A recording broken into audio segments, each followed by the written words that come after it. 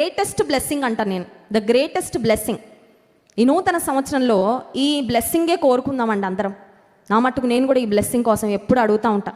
ఏంటి ఆ బ్లెస్సింగ్ అంటే 7వ వచనం చివరి భాగం చూడండి. 7వ వచనం ఆఖరు భాగం, నా సన్నిధిని నిలుచు భాగ్యము నీకిత్తును. ఒకసారి స్తోత్రం చెప్దాం, హల్లెలూయా. ఏంటి ఆ భాగ్యం?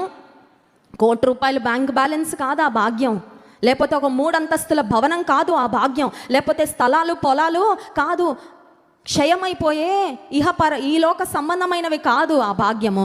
నా సన్నిధిలో నిలిచే భాగ్యము నేను నీకు ఈ నూతన సంవత్సరం అడుగుదాం. ప్రభువా, నీ సన్నిధిలో నిలిచే భాగ్యము నాకు ఇవ్వు. Help me to always be in your presence. అంటే మందిరంలోనే ఉండాలని కాదండి. ఇప్పుడు ప్రార్థన అయిన తర్వాత మళ్ళీ మన ఇళ్ళకు వెళ్ళిపోతాం, రేపు తిరిగి మన ఉద్యోగాలకు వెళ్ళిపోతాం, మన పనులకు వెళ్ళిపోతాం, మన బాధ్యతలన్నీ నిర్వర్తిస్తూనే ఉంటాం. కానీ ఎప్పుడు జ్ఞాపకం పెట్టుకోవాల్సింది ఏంటంటే, దేవుడు నా ఎదుట ఉన్నాడు, దేవుడు నాతో ఉన్నాడు, నా దేవుని ముందు నేను జాగ్రత్తగా ప్రవర్తించాలి అనే భయం, దేవుడు చూస్తున్నాడని భయం.